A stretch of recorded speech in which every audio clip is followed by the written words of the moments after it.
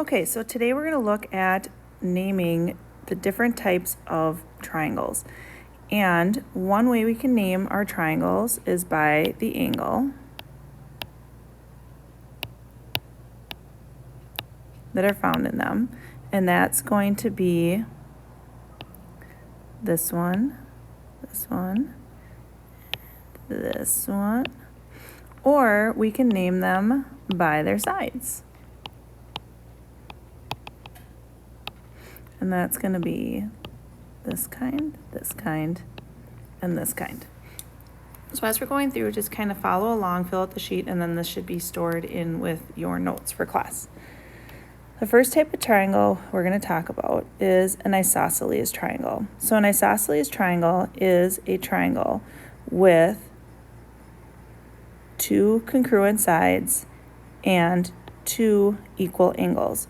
So if you look over at our example on the right, we see these angles down on the bottom are congruent or equal. They're both 70 degrees. And then what we can also do, and you'll see with an isosceles triangle, is you'll usually see this tick mark on it. And so when we use that tick mark, it's showing that those two sides are congruent. So an isosceles triangle, two congruent sides, two equal angles. A scalene triangle, though, is a triangle with no congruent sides or angles.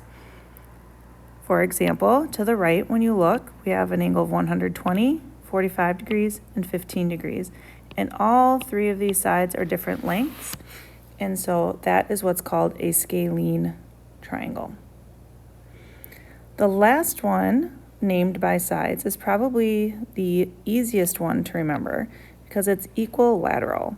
So in equilateral, we hear that word equal, even though it's not spelled the same.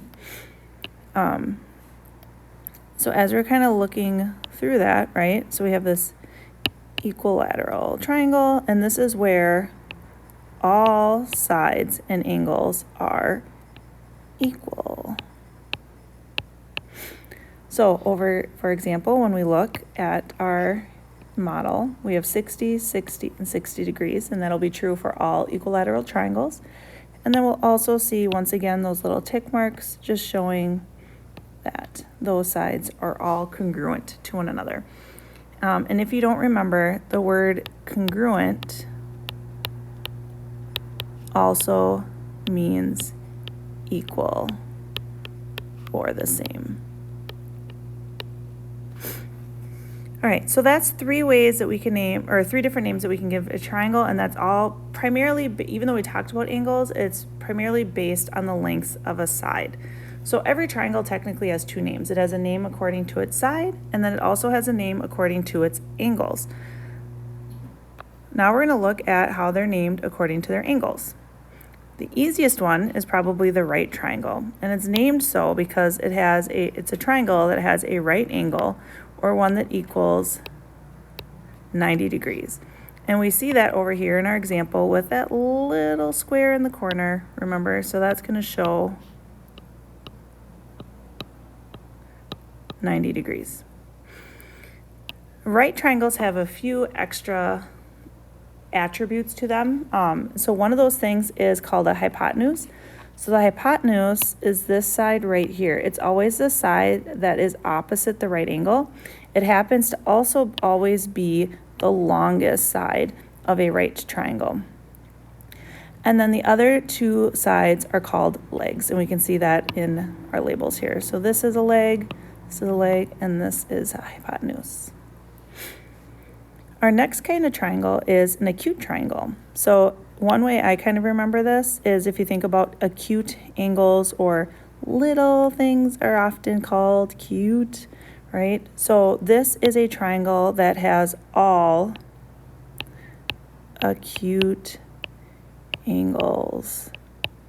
And if you don't remember what that means, they're all less than 90 degrees.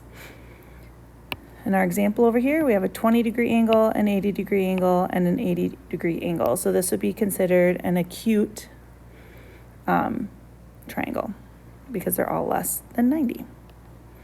And then lastly, we have our obtuse angle. So kind of like the acute angle, also named so using names of angles. So here we have that obtuse part.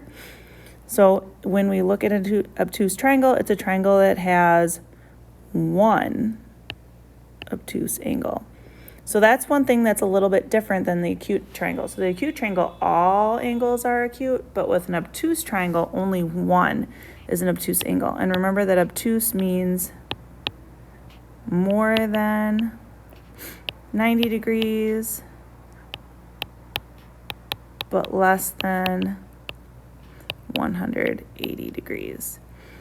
And we'll get more into why that is and why you can only have one obtuse angle when we start looking at the interior angles of triangles in our next lesson. But basically we see that here, and we have a 10-degree angle, a 20-degree angle, and then we have this big obtuse 150-degree angle.